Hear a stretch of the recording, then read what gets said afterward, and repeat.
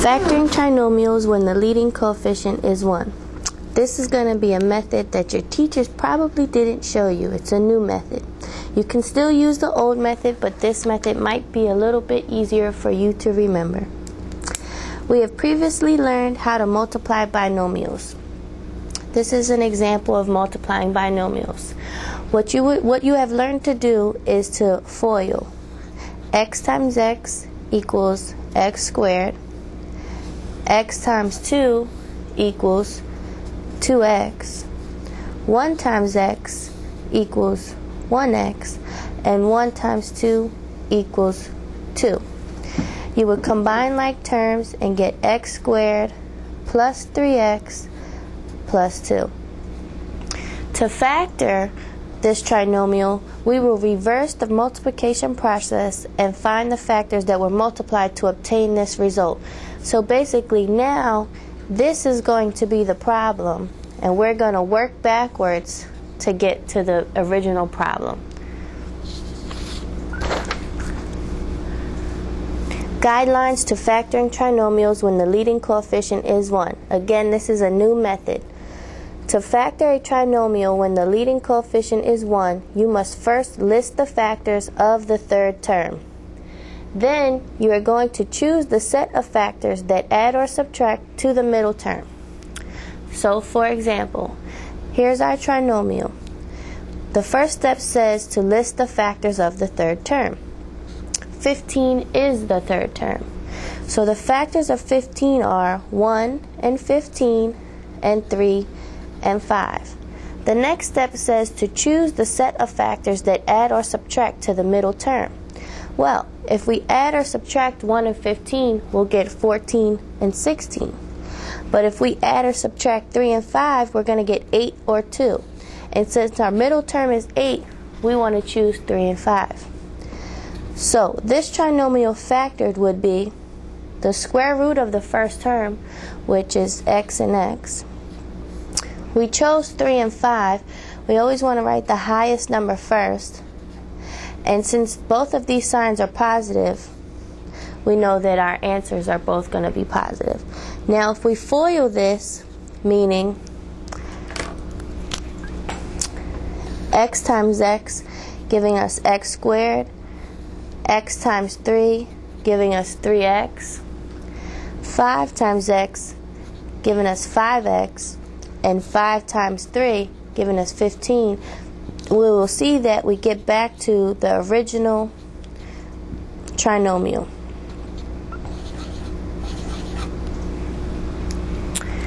Now let's look at some other examples.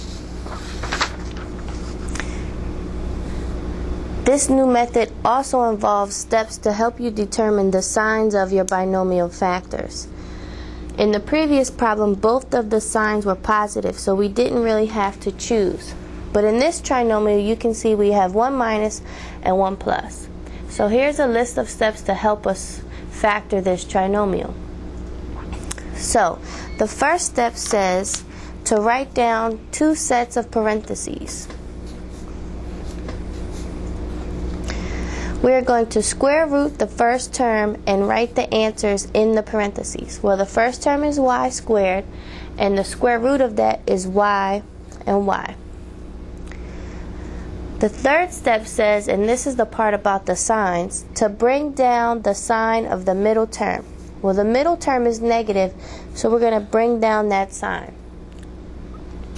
The fourth step says to multiply the sign of the middle term by the sign of the third term to find the second sign. Well, a negative times a positive is a negative, so that gives us the sign of the second binomial. Now when you find the factors of the third term, you're going to always write the highest number first. So the factors of 12 are 1 and 12, 3 and 4, and 2 and 6. But we need to choose which one of these is going to give us 13 when we add or subtract. And the only way to get 13 is with 12 and 1. And again, we always write the highest number first. So these are the factors of the trinomial written above. Let's try some more like that. So again, these are trinomials where the leading coefficient is 1, meaning there's an invisible 1 in front of all of these problems. So again, the first step says to write down the set of parentheses. Then it says to take the square root of the first term, which the square root of a squared is a. Then it says bring down the sign of the middle term. This is the middle term. We're going to bring down that plus sign. We're going to multiply these signs to find the second sign. So a positive times a negative is a negative. Then we're going to find the factors of the third term, which is 20. So we'll either get 2 times 10, 1 times 20, or 4 times 5. Now, which one of these can give us the middle term of 1? The only one is 5 and 4. And again, you always write the highest number first. So this would be my answer. Let's try the second example. We have y squared plus 7y plus 10.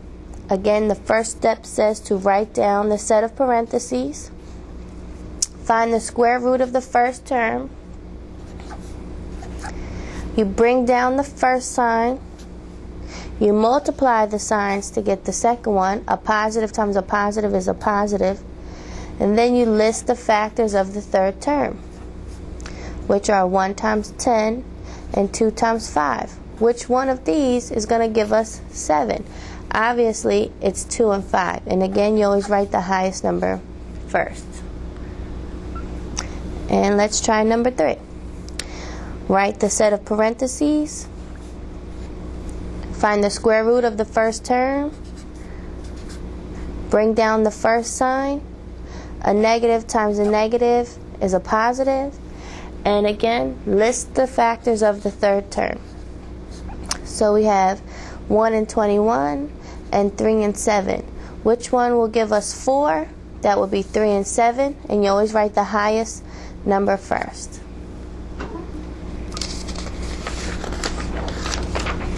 We have a few more examples just to make sure you got it. Again, first step, write the parentheses. Square root the first term. Bring down the first sign. The first sign times the second sign gives us the second one. A positive times a positive is a positive. You list the factors of 12, 1 and 12, 2 and 6, 3 and 4. Which one of these will give us 7? And that will be 3 and 4. And you always write the highest number first. Second problem, number 5. Write your parentheses. Square root the first term. Bring down the first sign. A positive times a negative is a negative. List the factors of the third term, which is 1 and 6 and 2 and 3. And the only way we can get a middle term of 1 is with 2 and 3. And you always write the highest number first. One more time. Write our parentheses. Square root the first term. Bring down this sign. A negative times a positive is a negative. And we list the factors of 1, which is just 1 times 1. And obviously that's the only way we can get 2. And since they're the same, it doesn't matter which one goes first.